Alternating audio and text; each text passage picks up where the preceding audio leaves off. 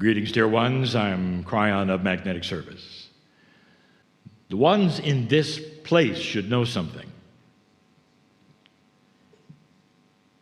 That there are thousands who will tune in to this recording. And so let me start by telling them where we are, what we're doing. At the base of the Rila Mountains in Bulgaria, this is a pineal choir. This is where the tones are sung in pairs, creating a multidimensional experience. It goes into the field and that is felt and heard by those from the stars. Now, if you just tuned into this, dear one, listening and not here, and perhaps you're doing your laundry, you probably want to turn off the recorder. It's just a little too strange. Got hundreds of people who are going to sing tones and make magnificent noises, and they're going to have a multidimensional experience heard by the Pleiadians. It's the Seven Sisters.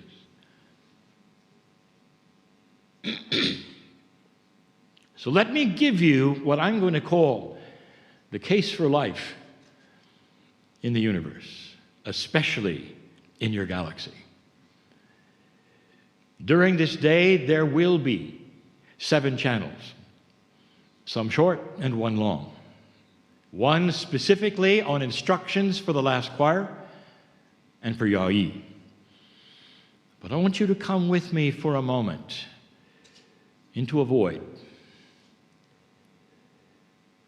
You haven't been here that long, dear ones. Humanity on this globe called Earth has not been here that long. You see, this galaxy in particular is quite old. Some of your scientists would say it's 13 billion years. And in the creation of that, this planet itself, before it ever cooled down and started to be habitable by even the microbes 4 billion years ago. And then it began. And what is here also occurred all over the galaxy for the same reasons. And what I mean by that is the creation of life is absolutely normal in any galaxy, and this is the one we're talking about. The creation of life is natural. It happens with natural amino acids, chemistry, electricity that is all present all over the galaxy in billions of planets, many of them just like this one, in that which we call the habitable zone, a place that you're familiar with. So I paint this picture that all over the galaxy, just like here, life was potentially possible and began its creation. As the microbes, as evolution, and it did here as well. But here was different. Life as you know it today, which is the cycle that you experience today with photosynthesis, which allows oxygen to be created by the plants and carbon dioxide to be then distributed. This balance didn't happen very quickly. Some scientists say that there were 5 starts to life that they can track by looking at the dirt, by looking at the rocks, by looking at all of the things that they look at. There were actually more than 5 that didn't take and had to start again. And a start of life doesn't simply happen again. Sometimes 1 million years will go by before the elements will combine. And so it went on this planet. But at the same time, where those were starting and stopping and starting and stopping, there were many planets, hundreds of thousands of them, where it took the first time. And so while dinosaurs were still roaming around, about yet to be destroyed, there were massive civilizations all over your galaxy, just like you, looking like you, with DNA like yours, a little different. Civilizations, intelligence, duality, all of the things that you have millions of years before you got it. This life called humanity, right now, with the spark of God inside you, with a consciousness that knows who God is only 200,000 years old. I'll say it again. You are the new kids on the block. This galaxy is teeming with life. And it's life that is far, far older than yours. And some of that life, not more advanced, but a lot more evolved in consciousness. This is the case for life. Even your scientists will admit there has to be life, even in your own galaxy, for they're finding the elements in deep space. Now there is the acknowledgement. It's probably everywhere. And they're right. So I'm going to talk about this a little more today in ways I have not spoken of it, because you're singing to them. This is who is listening. There's reasons why they have not come to this planet, landed on the White House lawn, and said, we're here. And I'm going to tell you why in one of the channels.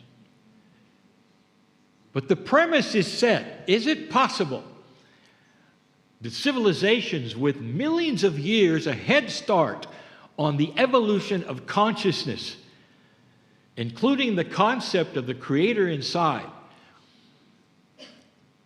with them having the same kinds of attributes you do, who are born magnificent, had to go through their times and their wars and their duality and their experiences, that some made it and some didn't, but enough did, so that the universe is looking at you, the new kids on the block. And when you pass 2012, I said to Yawee, it's time. Sing the tones now at the precession of the equinox and tell them you're awake. And tell them you know they're here too, because you're going to sing pineal tones that are from their place, the Pleiadians. And when they recognize it and when they hear it, there's going to be a lot of applause. They made it. They made it. This is why you're here. To continue this legacy, as odd and strange and eye-rolling as it might be to so many. There'll come a day when the eye-rolling stops and they land on the White House lawn, as well as so many other places. And I will tell you something, that when that occurs, no one will be surprised.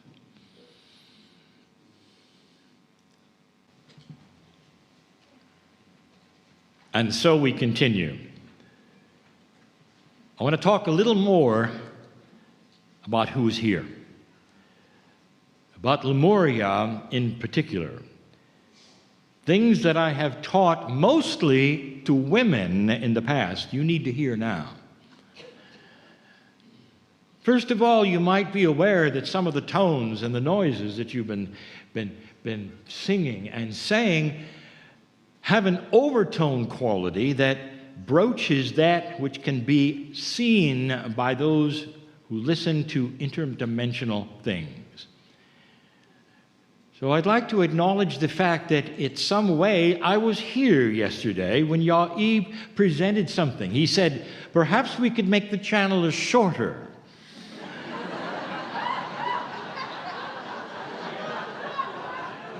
If I simply went,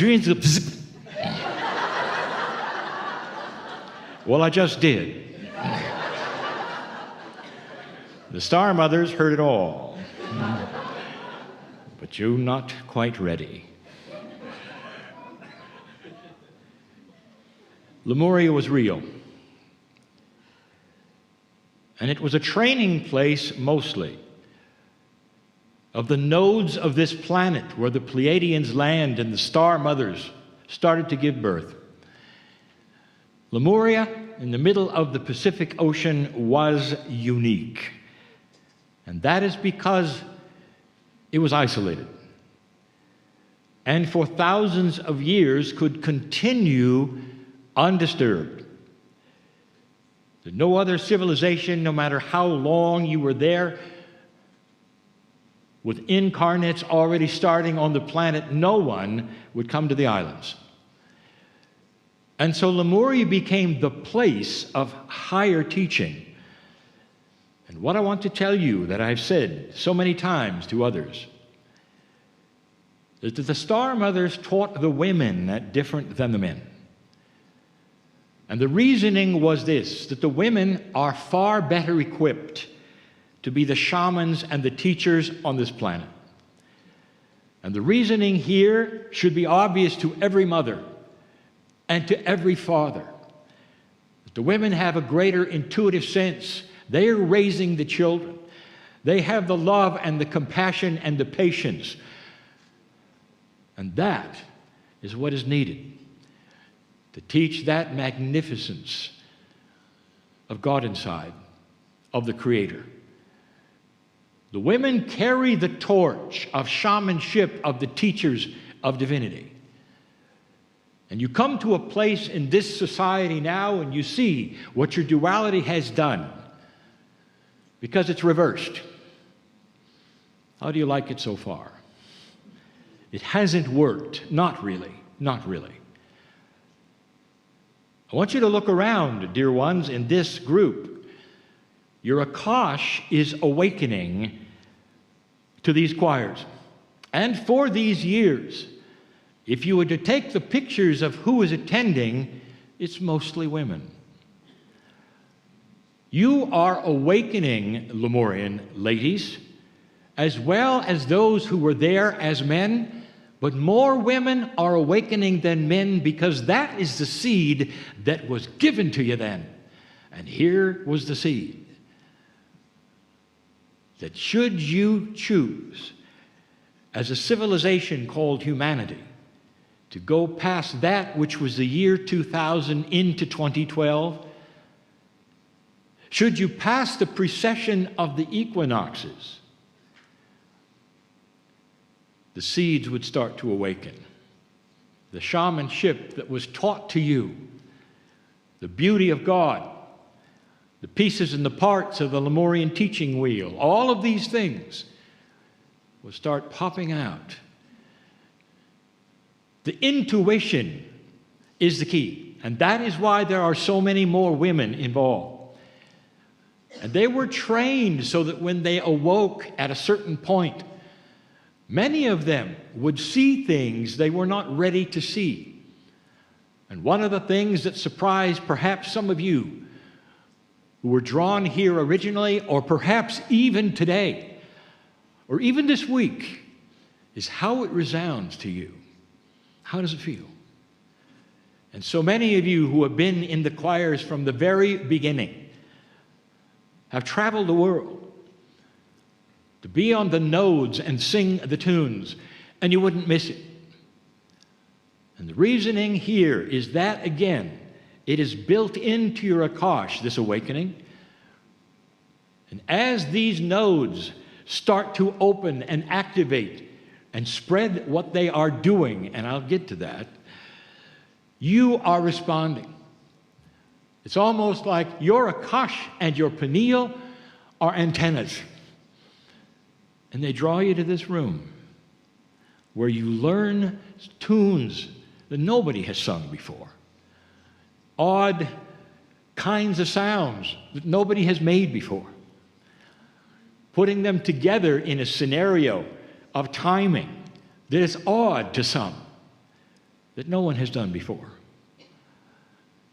And while you do it, some of you have the healing of your life.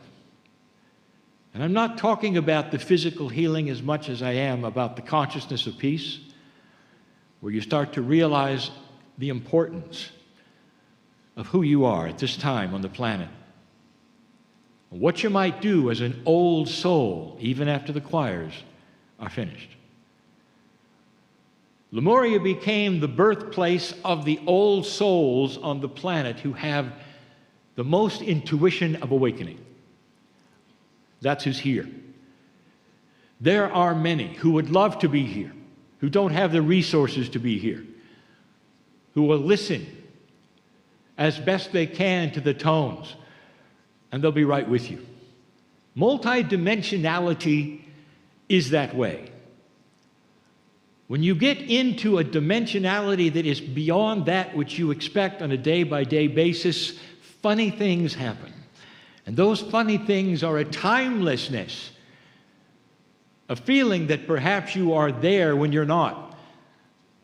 There will be those who are not here now, who will hear these channelings and perhaps the tones, and they will be here. Hard for you to understand about the future and the past and how they may not relate in a multidimensional field like they relate in a three-dimensional one. Imagine for a moment that those later who would listen to the channelers are here now. And how many would there be? Where would they sit? And so I tell you to stretch that, not which is just your imagination, but which is your reality, into something that is beyond that, which is three-dimensional. There's an entourage here right now from the stars. And they don't sit in the back. They sit on your lap. And some of you feel it. Some of you feel the reality of what you're doing. Beyond having a good time with other light workers and old souls in Bulgaria. This is the profundity of the old soul, led by a master old soul called Yawee, who is awakening to even greater purpose as I speak, who has much more science to give this planet even after the choirs are gone. Dear ones, this is a new time. This is a new era. And this planet is starting to awaken to concepts of integrity that it never had before, transparency that it never had before. And you're at the center of it. You're in the right place at the right time.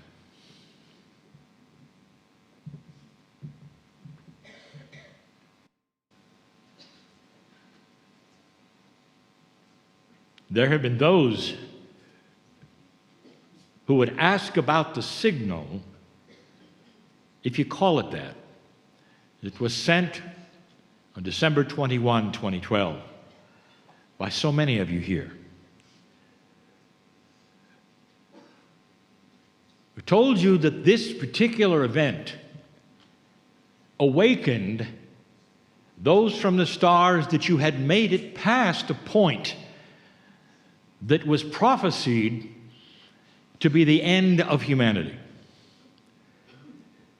There are some seniors in this room who can remember the prophecies that said you would not make it, who might have lived through part of the Cold War, where 50,000 nuclear weapons were pointed at one another.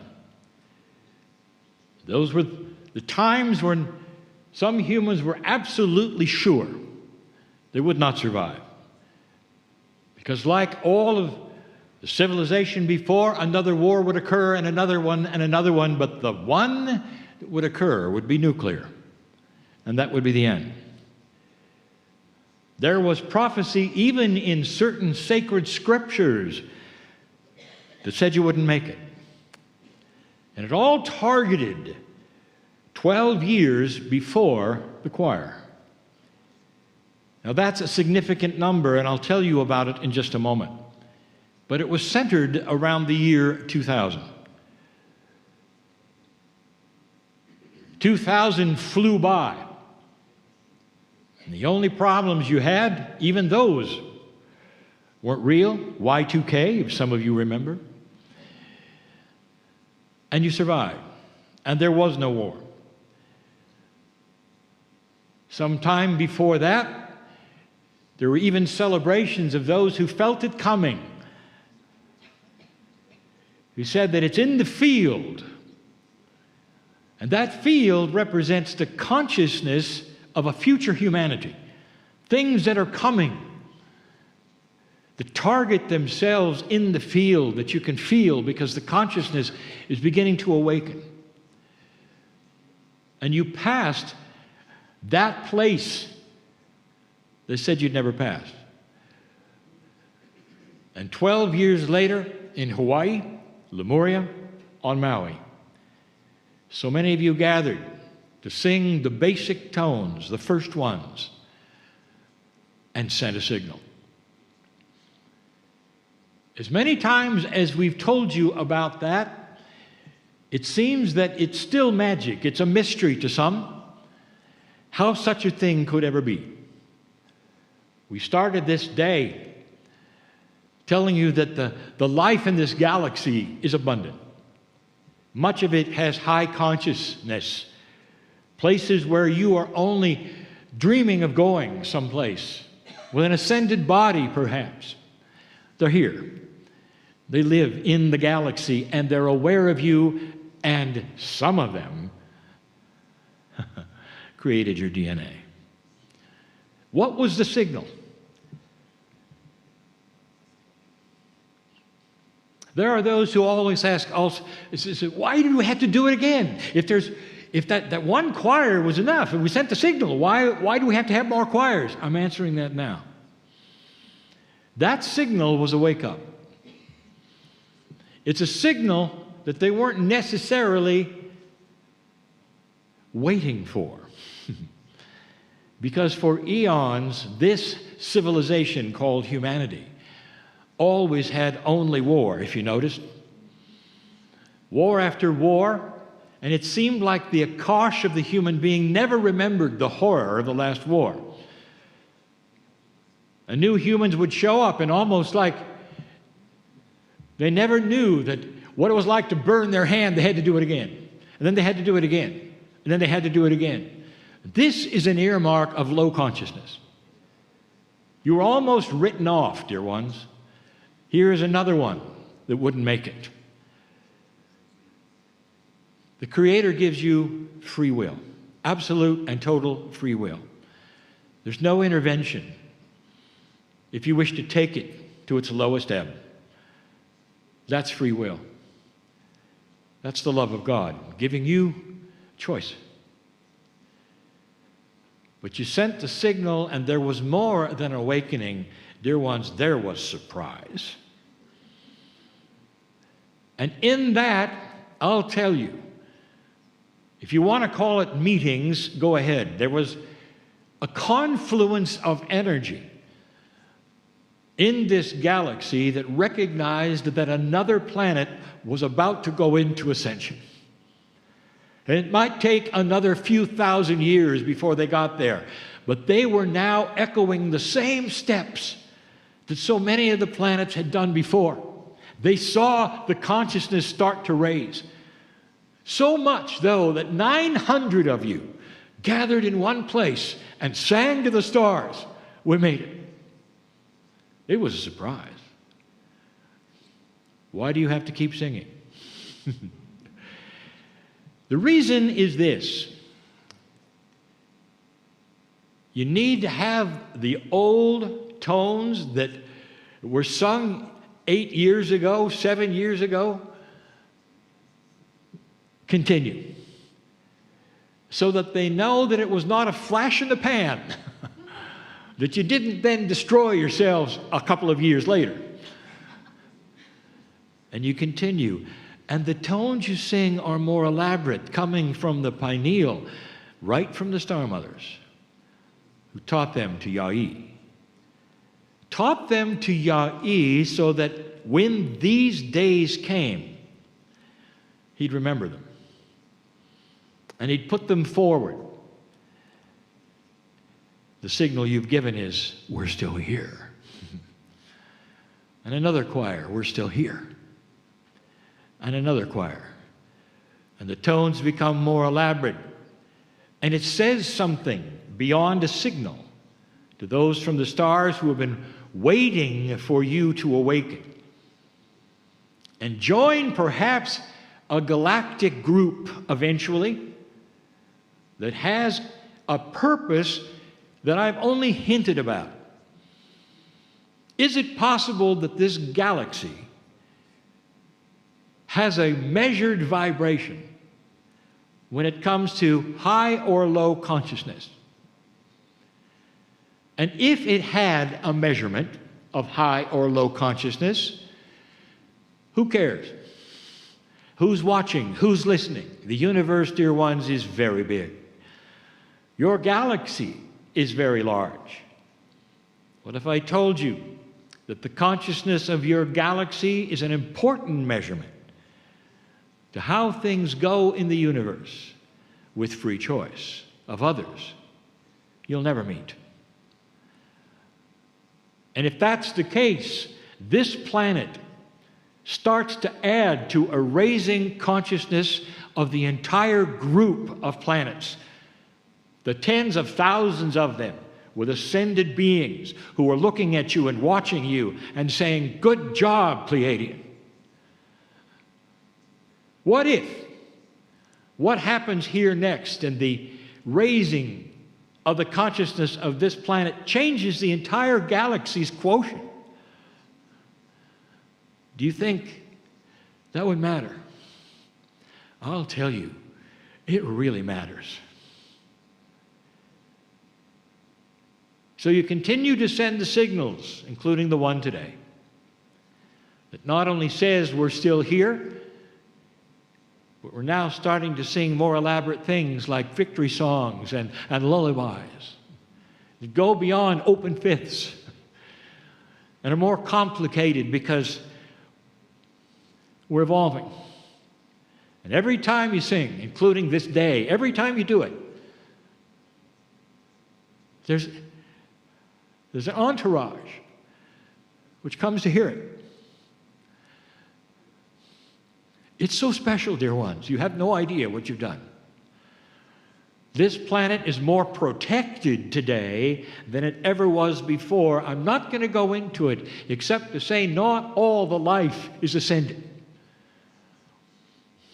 And they know you're here too. You have a bubble around you of beautiful ascended beings who know about your Pleiadian DNA and who want this planet to survive and to ascend in consciousness to help this galaxy. You've been noticed. Now, I have something to tell you that I will elaborate on a little more this day. You've only sent awakening signals that say, we're here.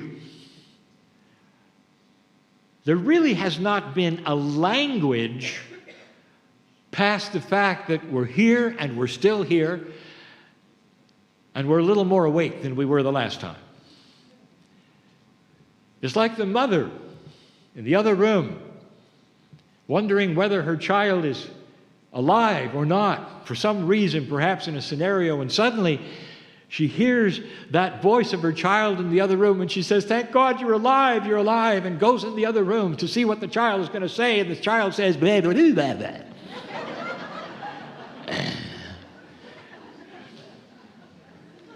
Drip, zip.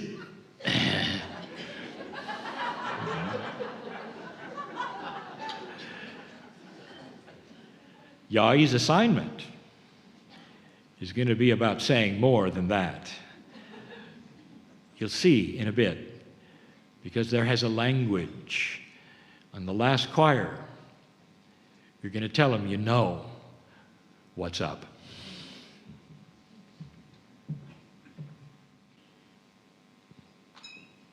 I want to give you a message from a Pleiadian.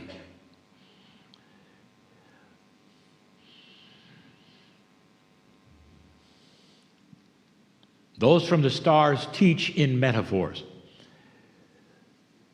It's very difficult for an ascended being of any kind to teach in a way that a three-dimensional teacher would teach. And the reason is because the concepts of God are far beyond any language in the room. And so this is the story that the Pleiadians want you to hear today. A man walks into a field. He's been climbing a mountain for a while, and it's a beautiful place. Lovely day. He's a very intelligent man. He's a man of the world, ordinary, has a good job. And the unexpected takes place. He sees what only could be described as an apparition.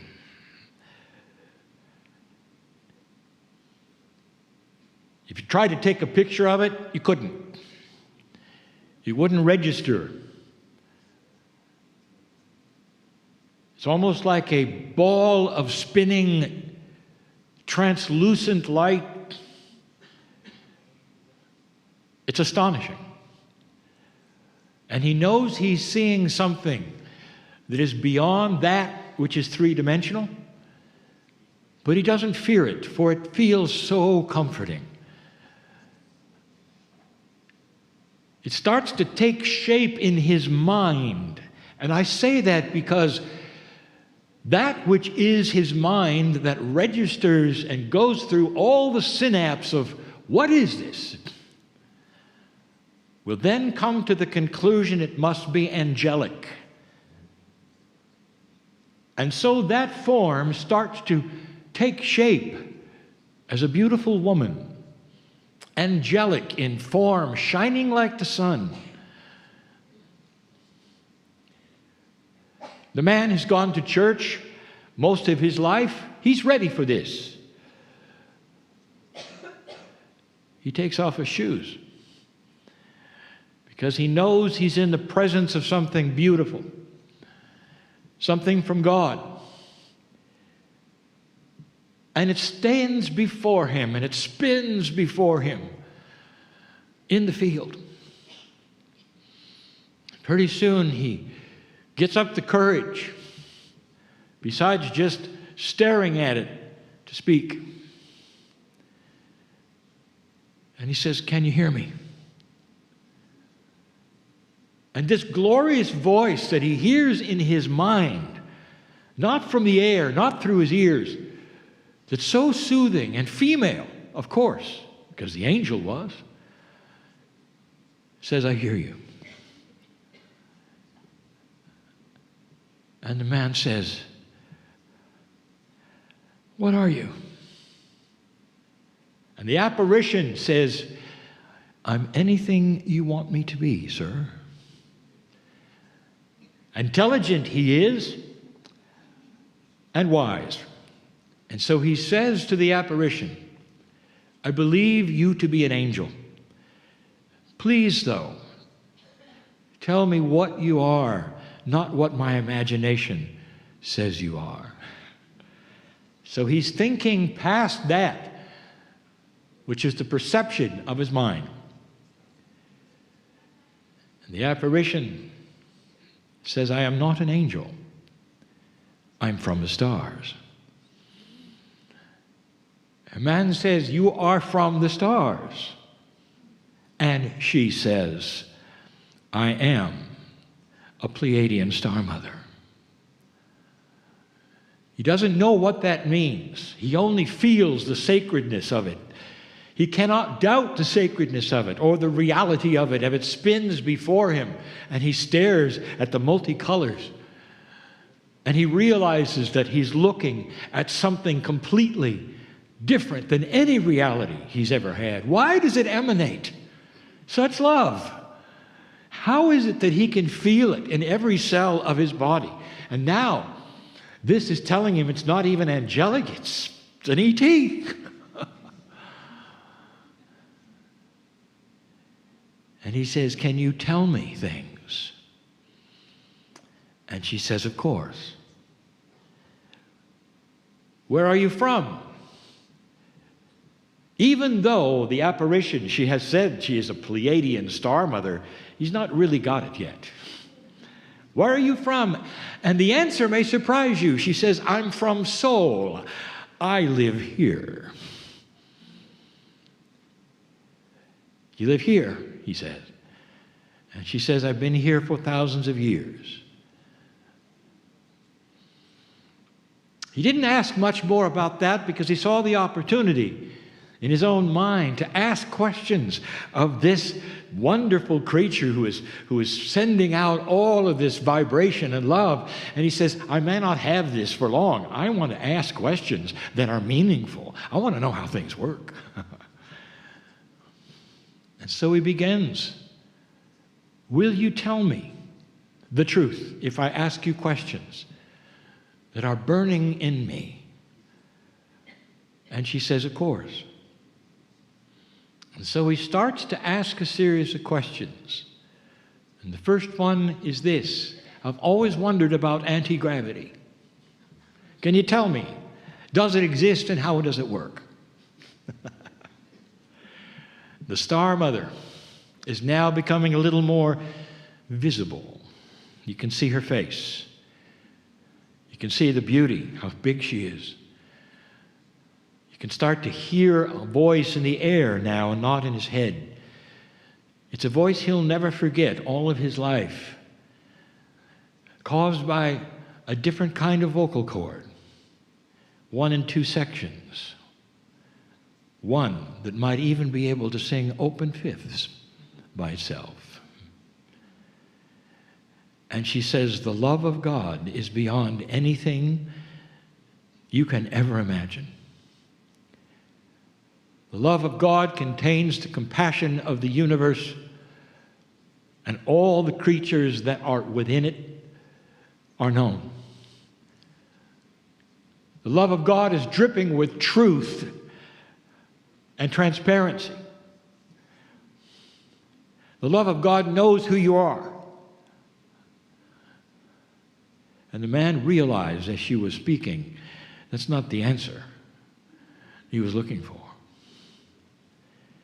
He tried again and he asked another question, this time not about physics, but about government. What is the best kind? What is going to be next? What kind of a leader should we look for?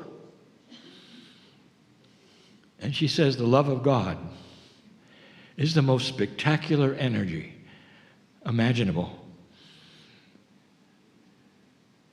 It flows through every cell of your body.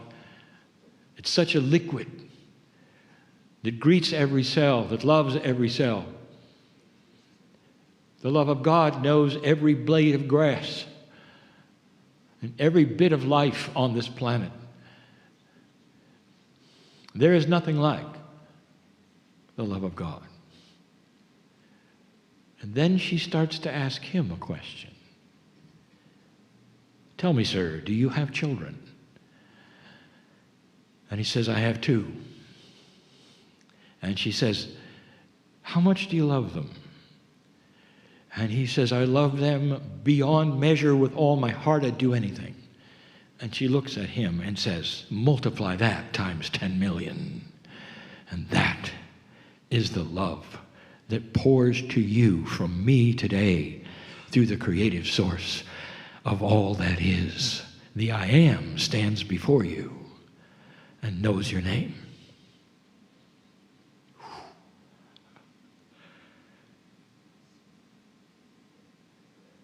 Dear Star Mother, why haven't you answered any of my questions? And she says, I have answered every single one. Because, sir, once you cognize the true love of God that I have taught for centuries here, you will realize it is inside you and that it loves you beyond measure, more than you love your children. Once you see that and begin to understand it, once you start to live it, every single question you've asked will come forward. For it's the love of God that comes first, and all things are added unto it. All of the physics you ever wanted to know, all of the social questions that ever could be asked are there in the wisdom that will come when you understand you're magnificent in the eyes of the one, the creator source. That's the message from the Pleiadian Mother to you today.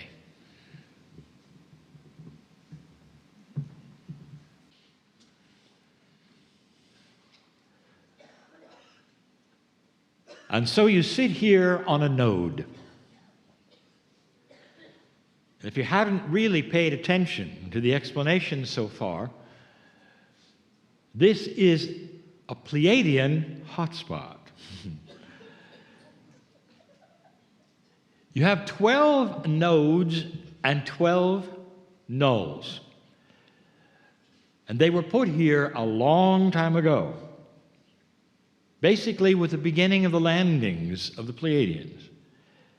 And they were put here for one reason: in case this planet would cross that precession of the equinoxes and start an evolved consciousness, they would activate.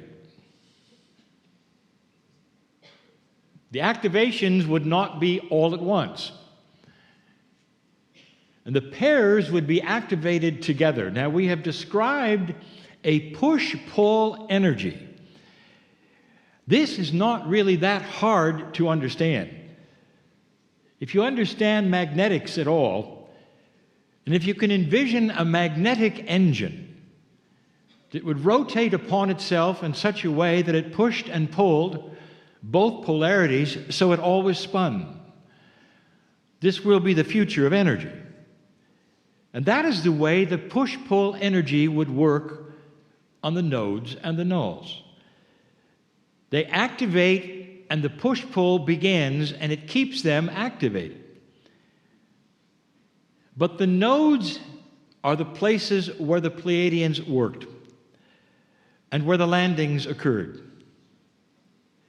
And what I want to tell you that may be interesting is that each one that has been listed, that you can read about, has always been sacred to humanity. It's not an accident, even this one. We are in the base of the Rila Mountain, home of the White Brotherhood. This is a sacred place to many. If you could go back even further and even further, and if history allowed you to see, you would find that it was also sacred to those who came before these, and even those who came before those. So you find a sacredness that is felt on all of the nodes.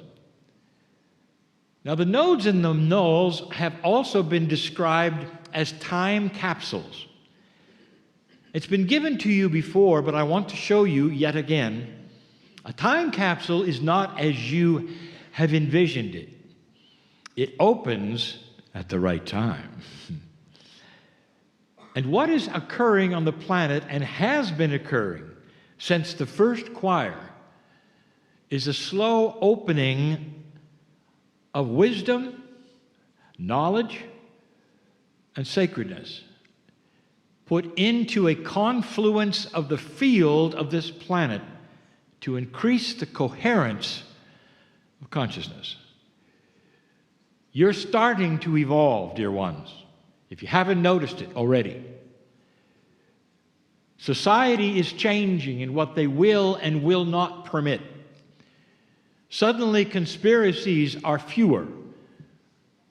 Suddenly, the things that were always tolerated are no longer tolerated. Injustice, no longer tolerated. Inequality, no longer tolerated. Abuse, no longer tolerated. And we've told you before that there is more to come, and some things will startle you as you discover things that have been under the covers, as they would say, for a very long time, exposed finally. These are the things that are giveaways, as we say, to an advancing consciousness and evolvement on the planet. Things that had never happened before. There's those who would say, well, it's happening because of the internet. Oh, no, it is not. There are things that are indeed happening because of your internet. And we have discussed this before. Before the internet occurred, I said to you, there'd come a day when everyone will know everything and there can be no secrets. And that is the internet. But the internet did not create an advancing consciousness on the planet. It did not create a Me Too movement. The internet did not create those who would have integrity that never had before. It did not create some of the things that you're seeing today. Those are responsible for the nodes and the nulls that are opening on the planet. The choir is part of that because you perch yourself as best you can, as close as you can, to the nodes. And you sing the songs. Are there Pleiadians in the Rila? And the answer is, of course. Did you know some of them came here for you? You see, they move between the nodes. Can you feel any presence today that might be a little more sacred than you expected? Can you feel watched and loved? Can you see the smiles of the star mothers as they say, job well done? There's another node in this hemisphere, close to this latitude. It is Victory Peak in Kyrgyzstan. And that is the match that I give you now for the Rila Mountains. At the last choir, dear ones, I instructed the victory song. This is the result. Couldn't have been better. The victory speaks of victory over duality. It's a victory over an old energy planet that all it knew was an old consciousness of war. Victory that there has been an awakening. So great was the awakening that you passed right through the predictions of doom and gloom and Armageddon. And that's what you sing about now. Feels good, doesn't it? It should. Congratulations for capturing the full essence of the victory at hand. You're not the first in this galaxy to sing the song of victory. They vary. But victory over a low consciousness, victory over a duality that is skewed to the darkness is what we speak about. There have been thousands, if not tens of thousands, of planets with societies like yours that have gone through this. I told you before that some of them, including the Pleiadians, had a high technology so that they could go to other planets in their solar systems and populate them. But they did it before they had high consciousness. This is the problem with high technology with low consciousness. One of those planets that they civilized, they destroyed. They destroyed it. The kinds of things that you see on the screen that you say, this is an exciting Star Wars adventure, and adventure happened. Where do you think Lucas got it? He's a Pleiadian child, like some of you. The stories that he has, the imagination comes right out of the galaxy. Some of you knew that. There have been other filmmakers who've tried their best to portray the life in the galaxy the way it is, but most have not. But what I want to tell you that the Pleiadian, more than any other that's close to you, knows what victory is. As consciousness starts to evolve, an interesting thing happens. Some of the knee-jerk reactions, some of the things that you think are human nature go away. You see, human nature has been described as something that never changes. If you take a look at the wisdom of even the poets, they call upon human nature as static, not understanding. It just never moved. You never saw it move. Therefore, human nature is something that is often ugly. It goes a certain way, often to the dark. You never realize that human nature is simply a product of your consciousness. And if you raise consciousness, human nature raises with it. It starts to change.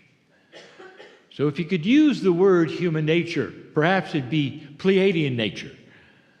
In an old energy, it was just like yours, perhaps even worse, with higher technology and bigger weapons. The thing that happens with a higher consciousness, with the human nature that would raise, with the Pleiadian nature that would raise, is that you start understanding that weapons are not the answer. Honestly, you cannot look up to a higher level than you are. We have said this before. You can always look down, but you cannot look up to something you have not experienced. So when I tell you these things, you will say, I don't believe it, Kryon. There will come a day, and I've said it so many times, even in the choirs, where you will look back to before 2012 and call it the barbarian age. Because you're going to have a consciousness that would never kill another human being, that would never make weapons, especially the ones that are designed only to kill en masse. That is the definition of low consciousness. Imagine a population of billions who would never pick up a weapon for any reason. Imagine a consciousness without a Pentagon. Imagine a consciousness without weapon stores. That is where it goes, and that is where it has gone in planet after planet. How long will it take? And the answer is yes. That is up to you. That's the free choice over duality. The new kids on the block haven't been visited with an awareness yet. And what I mean by that is landing on the White House lawn. Oh, you've been visited. For hundreds of years, you've been visited. The photos of the ones in the skies are accurate. You've been visited. Why don't they land? Almost every human is aware of what happens when you go to the zoo. You go to the zoo and you see the dangerous animals. And here you are, an elegant, intelligent society, going to see the animals of the planet. And you approach the tiger cage. And the tiger looks at you and you look at it. And you're thankful that there are bars between you and it, because you know that when the tiger looks at you, all it wants to do is eat you. That's what's on the tiger's mind. So you're a little hesitant, are you not, to go into the cage with a tiger? They don't land because you're too dangerous. Did you get that? You're too dangerous. Like the tiger. Isn't it interesting that the consciousness of science fiction movies is almost always that the ET is here to hurt you? They're here to kill you, to steal your gold, to steal your water, to steal you, to eat you. Movie after movie after movie. That is the consciousness. Look to the skies and beware. They're here to invade you and hurt you. They want your planet. I have something to tell you. I've said it before. That is a reflection of you, because that's what you would do. That's not what an ET would do. You're too dangerous. Let me ask you, is this too far-fetched? Can you imagine what would happen to a craft if it tried to land on the White House lawn? Yeah, that's right. You're not ready. And so there will come a time, dear ones, when you are. And by that time, you will have the science and the wherewithal and the intuition to know they're all there. Perhaps there will come a time in generations to come where Yawee will return yet again, and you will return yet again. Perhaps there will be an advanced choir of high consciousness where you sing songs to invite them to land on the White House lawn. Somehow I feel I've been relegated to the optional extras.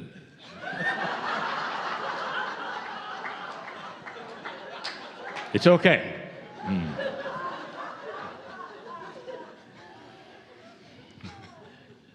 Yawee sits to my left. Doctor, sit and enjoy some science. And then I will have the instructions, which will not surprise you.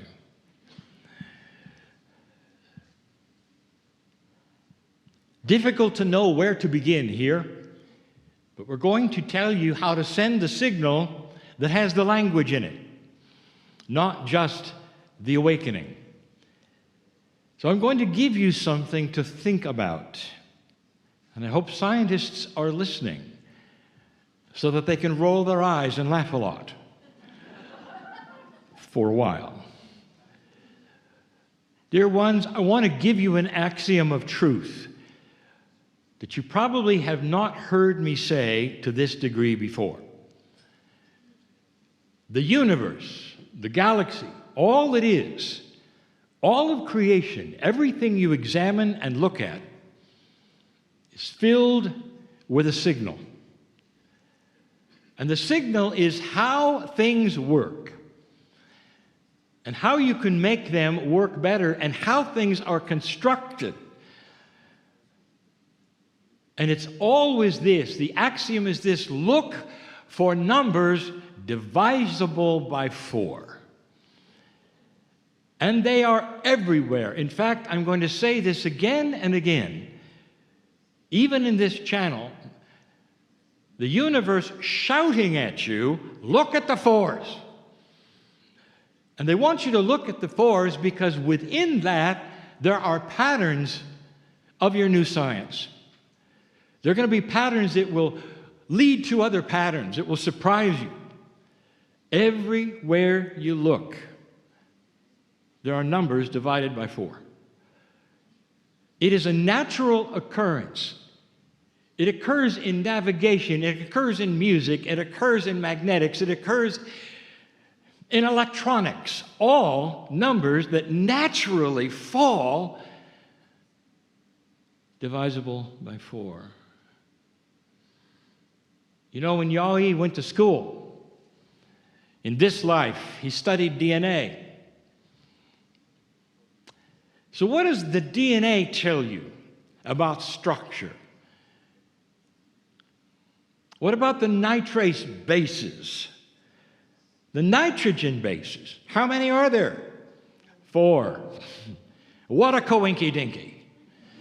That even biology is yelling 4 at you. You know, this is not the first time you've heard this, because there's a sacredness that comes with it. And if you take a look at some of the numbers in the past that have seemingly come out of nowhere, that represent things that are beautiful or wise or sacred, divided by 4. Tribes of Israel, Knights of the Round Table. Where did these things come from? The ancients knew it, and some of you still carry around the residual of it because you resisted going metric. The Americans here, look in your kitchen drawer for the ruler. Why are there 12 inches? Dividable by 4. Where did that come from? Why would you ever go there? Cooks, do you know what 1 cup is? 8 fluid ounces. And then if you want to know how many tablespoons and teaspoons, there's 24 or 48, all divisible by 4. Now that's not really scientific, but it's interesting, isn't it? That those numbers seem to float in. Of course, when you meant metric, you forced it into 10. So it would be easier. You have 5 fingers and 5 toes. Congratulations. And you obliterated the 4's pattern because you won't get it with metric calculations. The 4's are yelling at you, dear ones, that this is the way that the universe works. You're here for music. Did you ever look at that?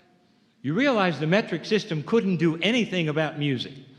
It couldn't touch it. They also couldn't touch navigation, 360 degrees. That's Gaia.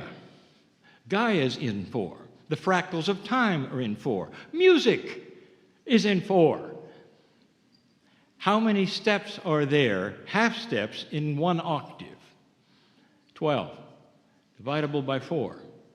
Isn't it interesting that those who decided to notate music originally, the ancients, decided they would use a system of quarter notes and measures. Quarter notes, do you get that? So then you have the notation of how many quarter notes there will be, the 2-4, the 4-4, the 7-8, still dividable by 4, the 5-4.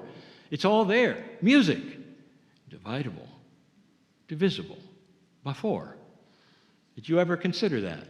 Any of these things?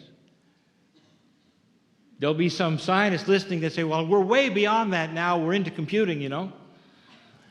We have all of these computers, and these things are not necessarily then part of the system of the universe. We've created them. We'll have a challenge for you. Every single one here or listening, I want you to take out your camera and look at the chip and tell me what the number is. It'll be dividable by 4. If you're 512 or 32 or 64 or 128, that's where the electronics and the magnetics and the system falls naturally. Did you ever think about that? It doesn't fall into 5s or 10s. It's not metric.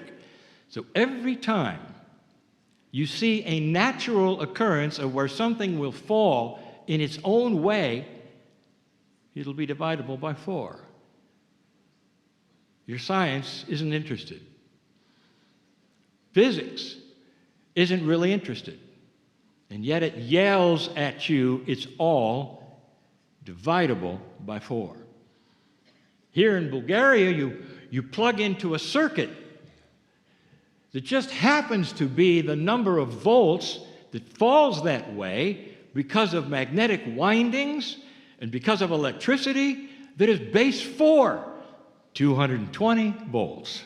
What a coincidence. Have you ever thought of these things? Everywhere you look. I'm going to give you one that will make every scientist and mathematician walk out of the room. Do you think the circle is important in the galaxy, in the universe? You think anybody uses a circle but you? And the answer is it's everywhere. It's the application of physics, the circle. There can't be anything, I think, more profound.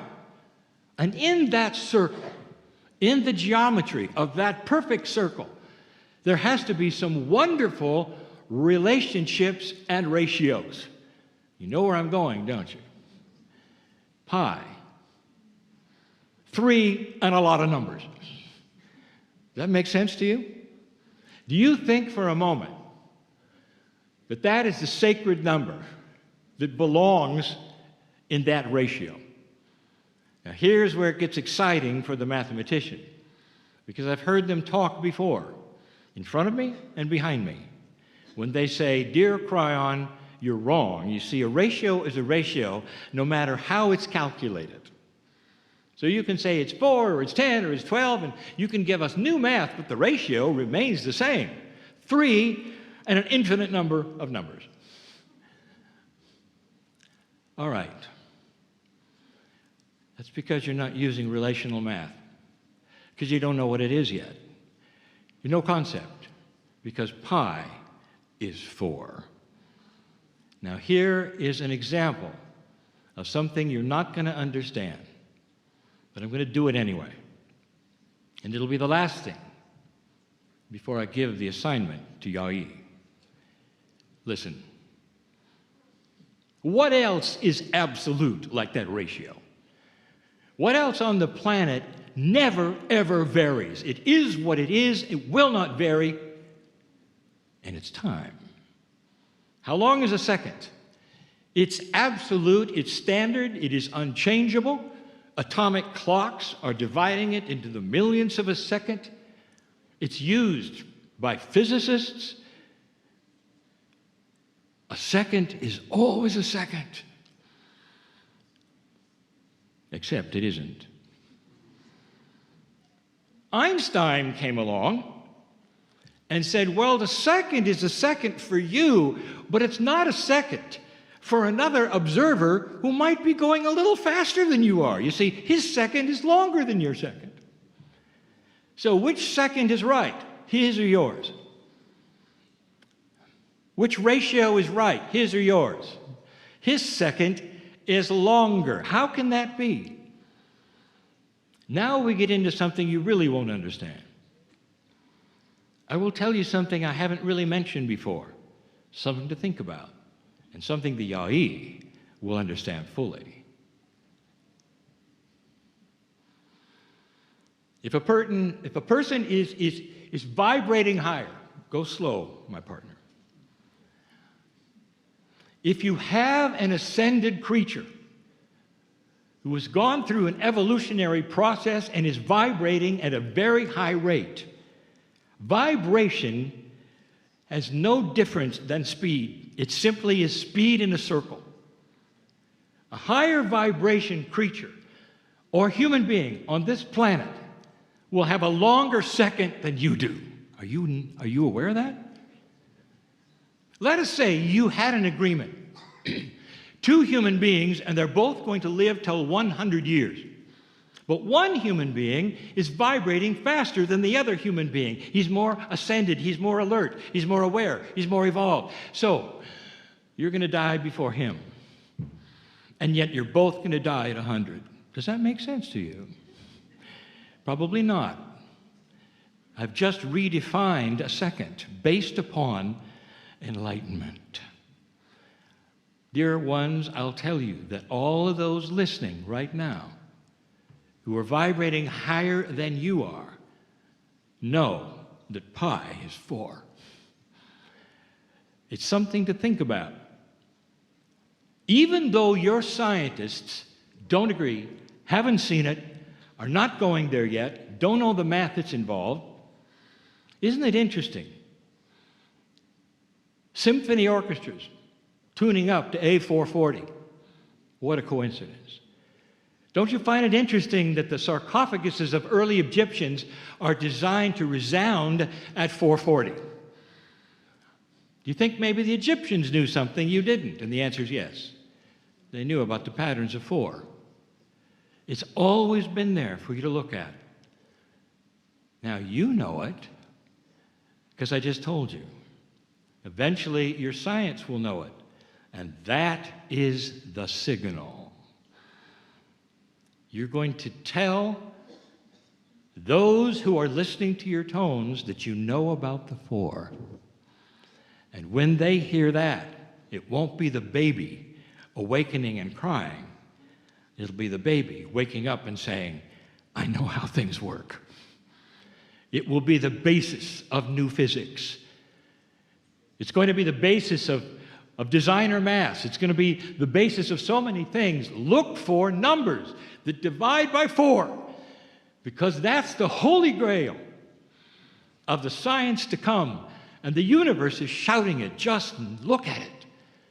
Look at how biology works. Look at how the earth works. Look at how Gaia works. 4. So in order to do that, Yawee, you're going to do something you've never done before. There's going to be one tone that you're going to have 4-part harmony. And you're going to do it 4 times. And that one tone that you're going to develop with 4-part harmony doesn't have to have 4 parts on all the notes. You can have 4 parts on some of the notes, but they have to be 4. Sung succinctly and accurately. You've never done it before. It's beyond the open fifth, because that's the signal that you're moving on this planet from 3 to 4. And the tune, you just sang it. That's the one. And I want you to name it something for me. It's going to be the MT tone. And it doesn't stand for multidimensional tones. It stands for Miller time. And you named it. The celebration, 4-part harmony, you're going to do it 4 times and develop it. I'm telling you, you've never had anything yet with 4 harmonies together in a tune designed that way. That's all it's going to be. The signal will be sent. We know about the 4. That's the language of the universe. It's the 4. In the last choir, that's the final signal that says not only have we awakened, but we know how things work, just like you do, because we know about the 4. And so it is.